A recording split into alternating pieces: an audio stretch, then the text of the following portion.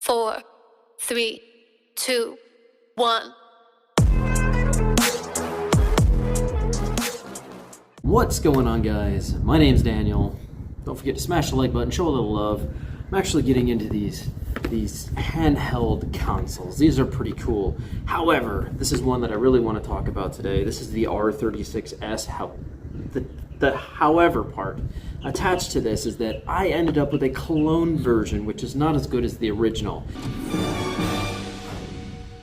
If you are actually looking for an original R36 console that runs Arcos software or operating system, I will supply a couple suppliers from AliExpress that I have found that actually sell the actual R36S. Now, that being said, this is a clone, and I do have a actual original version of this one coming. I kind of wanted to review the clone today with you guys and tell you just how good it is, because even for a clone, this is very, very surprising. So let's dig into this box. I'll show you what we got. We can talk about this a little bit, and I'll tell you some of the specs about this one, because there's a lot to take in, and there's a lot to dive into with the clone. It can still be a lot of fun, and they're cheaper.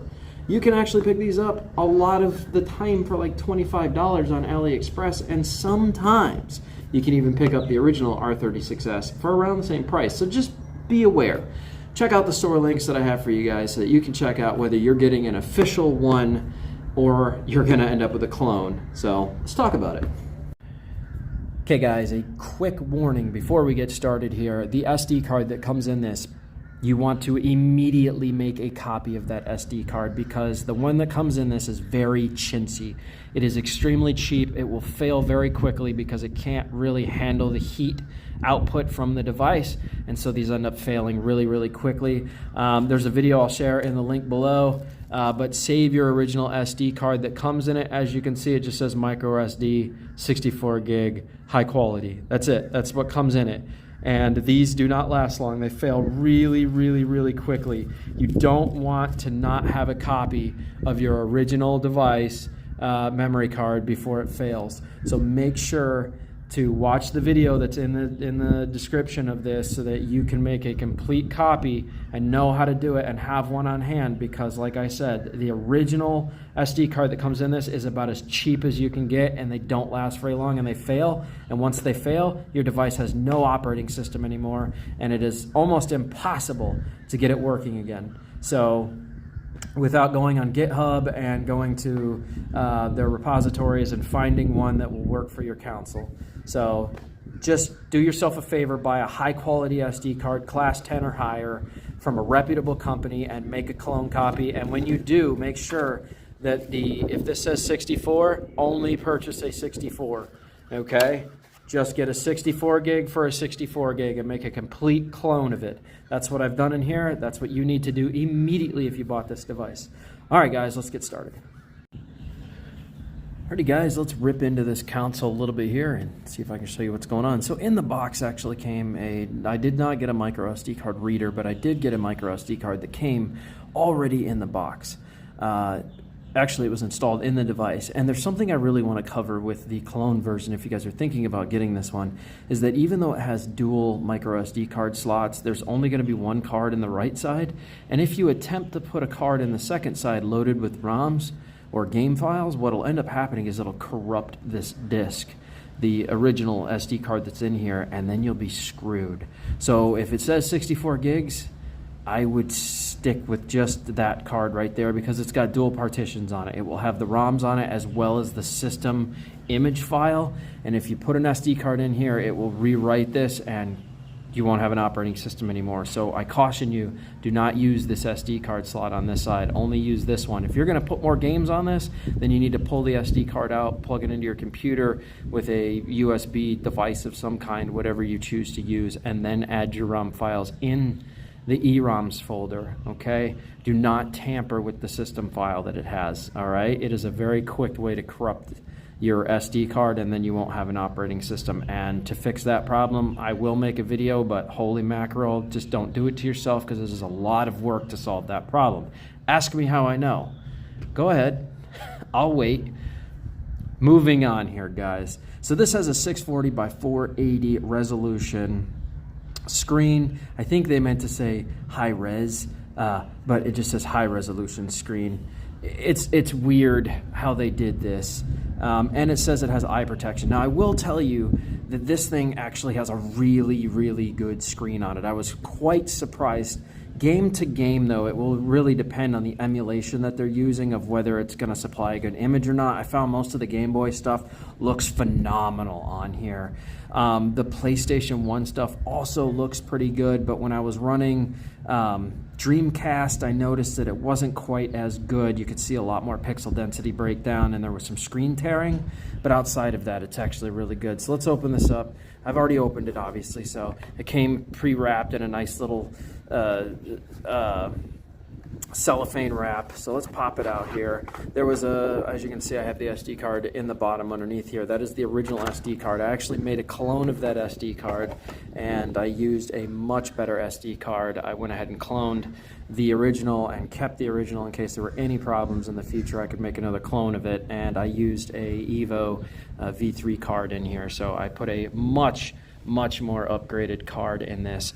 Looks awesome, even for a clone, well built. You can see that they've ployed it off as the R36S, made in China. And another warning for you guys, if you are charging this, do not charge over 1.5 amps.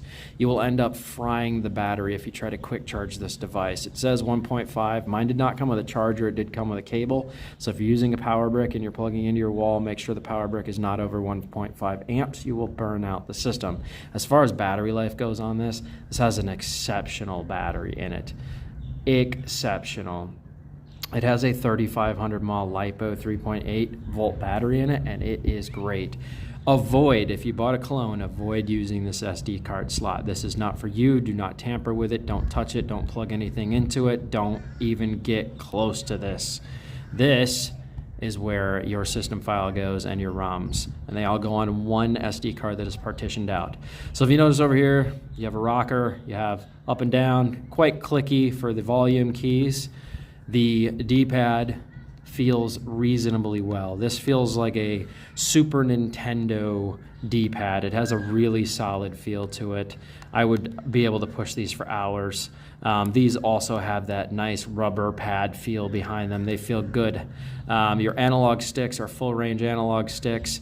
They work really, really well, and they do have L3 and R3. You can click them down as if they were buttons. On the back, you have your normal buttons. These are a little bit more clicky. You couldn't play this at night next to somebody who's trying to sleep, because these do make a considerable amount of noise. And then on this side, you have a reset button along with the power button. I'll show you how to use all that. Nothing along the top. And on the bottom here, you have a this is your charge port, the DC input. This is a 3.5 millimeter headphone jack, and then an OTG. Now, I have yet to be able to get the OTG to actually work for anything. And this unit said it came with Wi-Fi. It does not have Wi-Fi capability. It also said it had Bluetooth. It does not have Bluetooth capability. So don't expect half that stuff to work on the clone version. To power it on, you come right over here, hold down the power button. It will start loading the R36 open source software, which in this case is Emulator 4.7. Some of you might have Emulation Station or K36 software of some kind on yours, something that would have gone on like an AmberNIC or something like that. But this is running Emulator 4.7. Has a reasonably good speaker. I have it turned down a little bit. Let's crank it up. So that's 100% in the options menu, and if you started playing a game, it would actually be much louder, but the options menu music is just pleasant. And I think you can change the music by just clicking right here. It changes to another track that's on the system. You can just keep changing through the songs by pushing this down. Pretty neat. So for now, we're going to go ahead and turn that down so that I can talk without issue. So just crank that down. I have played this with earphones. It sounds exceptionally well. Now, the downside to the clone version, guys, because I want to do a complete breakdown of this, the downside to the clone version is that you cannot upgrade this operating system to ArcOS like the original R36. You are stuck with Emulator 4.7 or equivalent. If they come out with an update, then you can update it, but as far as the system itself goes, there's no upgrading the system. The OS is what you get, that's what you got. This has a ton of emulators, and you can see it has a ton of games as well. This says 1,639 games for family computer. PC Engine has 359 games. Capcom, these are your arcade games if you were like out playing with the boys at a coin machine arcade. This is those systems right here. So you have Capcom Play System, that one has 4 games. Capcom 2, 37 games. Capcom 1, 32 games. Wonder Swan Color, 66 games. Atari 2600, 31 games. MAME, once again, another arcade status games. It has 1,926 games. Amstrad CPC is 29 games. Then, of course, I have my favorites, all games. PlayStation Portable, I did remove some of the games that came on here because I never was ever going to play them to free up space. So it does have 14 games currently. I did add games and remove games from PlayStation as well, so now it only has 14 games. PS1, it does have Neo Pocket, 46 games. Neo Geo, 204 games. Dreamcast only has 2 games. Genesis 32X has 21. As you can see, this has a ton of emulators on it. Sega Mega Drive has 1,221 games. Game Gear has 263 games. Sega SG-1000 has 68 games. Nintendo DS has 28 games. Game Boy Advance has 1,081 games. Game Boy Color has 2,099 games. Nintendo 64, I did add and remove games currently, so yours may come preloaded with more. I removed all the ones I was never going to play. This now has 28 games. Super Nintendo, 1,332 games. Super Famicom, 3,972 games. Original Game Boy, 3,675 games. Nintendo Entertainment System, 500 games, and back to the original menu. So if you couldn't tell, this thing, even though it's a clone, has a ton of games. You can select custom themes for the background. This is the one that I chose. You have a very basic menu for Emulec 4.7. If you can see that, it's Emulec ES 4.7, no internet. You get very basic settings on Emulec, so just be aware. This is your back button. This is your select button when you're in-game menu. This is to open up your OS menu. Also, back button to close it. Select does absolutely nothing that I'm aware of. Oh, no, I take that back. It's a launcher screensaver, restart emulation, restart system shutdown. That's interesting. I've never actually pushed that while I was playing. And then obviously these change your songs and stuff. So gameplay overall, let's get into a little bit of it because I kind of want to show you guys what's going on here. The control pads are very, very smooth, but I do have one suggestion. Get caps for these that have a little bit better grip. They do sell grips on AliExpress for these that just pop right over this and give you a little bit more grab, because unfortunately, as it is right now, it's very hard. These are kind of soft, so if you have dry hands, it's easy to slide around on these.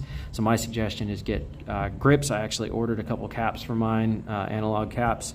It is definitely a suggestion that I would make if you guys are thinking about it. So let's jump into, I don't know, let's play some PlayStation here. I'll show you what's going on. So I got Crash Bandicoot. I got a whole bunch of games. I've actually been playing Final Fantasy VIII because it is one of my favorite games, so we're going to go ahead and kick that off. I will push that. It should automatically load a save state for me, and I'm just going to show you a little bit of gameplay with this. So I don't want to do a huge, massive video because there's tons of videos out there about this thing, but as you can see, it loaded my last save state. My map is currently pulled up. So let's just get into a battle here. Here we go. Battle time. Very, very playable. I'm actually going to turn this down because I don't need to get in trouble for the music. Obviously, you guys know how that goes with Sony and Nintendo and all that. So let's go ahead and load a GF here. I'm actually going to go to GF. We'll use Quizgottle. As you can see, it's very, very smooth. There's no lag in the system whatsoever. I'll get a little closer so you guys can see that better. There you go. No screen tearing. I don't want to hurt this thing yet until my GF goes off. Such a classic game. Here we go. And by the way, all those little diamonds and speckles that you're seeing on the camera, that is not actually on my screen. That is the digital camera trying to parse out the pixels.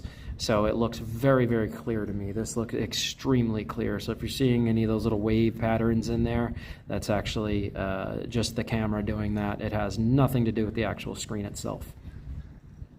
Oh, graphics on this game are so gorgeous. Man, for the year this came out, such an exceptional game. It really was. All right, blah, blah, blah. Yep, cool. Quizgotto leveled up. Awesome. So I'm going to go ahead and push this again. This time we're going to back out of here. Back out. That would be start and select at the same time. Takes you out and automatically saves your game if you have that set in your OS to save your games. So just a quick idea of how that works. I will say that most of the games that come on here for PSP work rather well. What they did is they tried to find enough games on here that would work.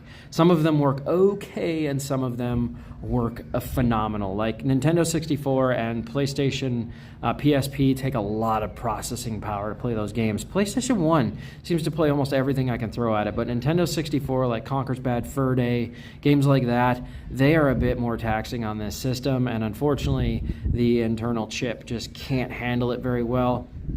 So I will show you what emulator I chose for Nintendo 64 because it is the one so far that works the best. So if we pull up Nintendo 64 and I push the select button instead of start, when I press select, I can go down to advanced settings and I can choose my emulator. And as you can see, I have it set for Liberato Movin' Plus 32-bit. And that seems to be the best one that I have tampered with so far. So it is very, very good. Like I said, I've been playing Conker's Bad Fur Day, so we'll go ahead and just pull up Conker's real fast so I can show you. As far as all the controls go, you will have no problem playing anything below PlayStation 1. PSP, a lot of the games will work great. Some of them will have a lot of FPS loss, but for the most part, they should work great. So this is leaving off right where I left off on Conker's. And as you can see, plays pretty good.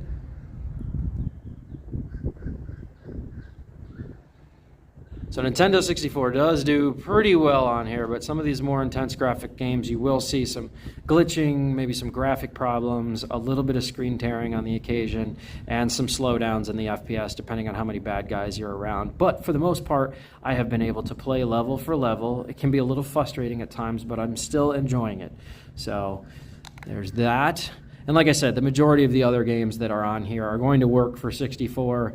They don't require quite that intensive of graphics. Most of your other stuff on here will work just fine. Hydro Thunder did have a few slowdowns that I was aware of, but for the most part, even the pre-games that I loaded on here, and Perfect Dark, that can also get a little bit frame droppy.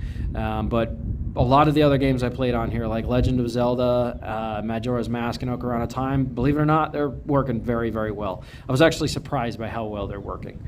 So it is good for 64. If you were buying this for 64, it is definitely worthwhile at the price point that you get this for. If you're getting it for PlayStation, totally worth it. And if you're getting it for anything PlayStation and back, it's worth it. This has pretty much every single system out there on it, up to PlayStation Portable, and most of those games also function very well too. So I'm not going to keep this review going on forever. I will open up PlayStation Portable just to show you guys. We'll just kick off a game.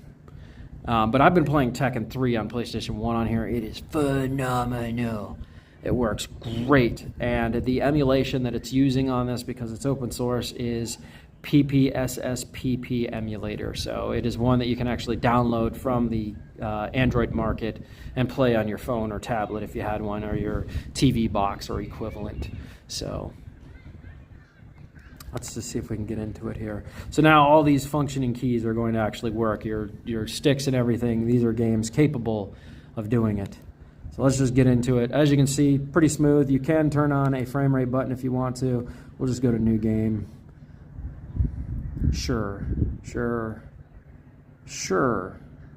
Sounds good to me. Yes. Yep. Beautiful. Okay. Sweet. There we go. Let's just do arcade. Sure. Yeah, we'll be Goku. Why not, right? So as you can see, PlayStation Portable, some of the games do work flawlessly with like 0 frame rate drop. It's really going to be dependent on the game that you choose, but for the most part, a lot of the games are going to work.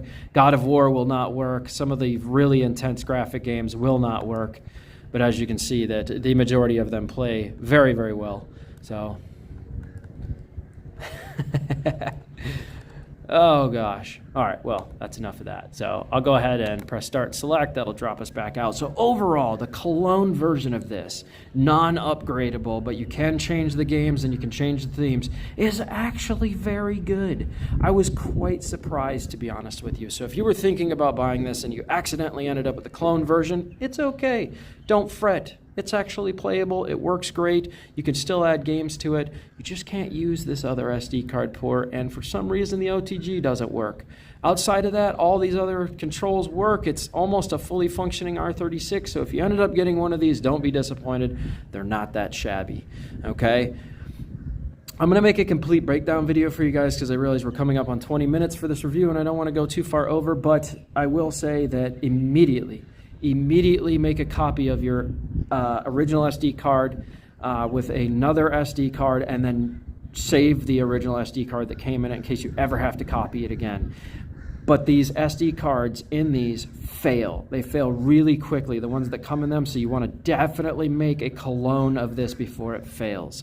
That's the only piece of advice I can parse off on you guys, and there's tons of videos to show you how to do it. I will make a video myself. I hope this helped you guys make a decision on the R36S. Even if you end up with a clone, they're not that bad. Don't fret. It's totally playable. It works really well.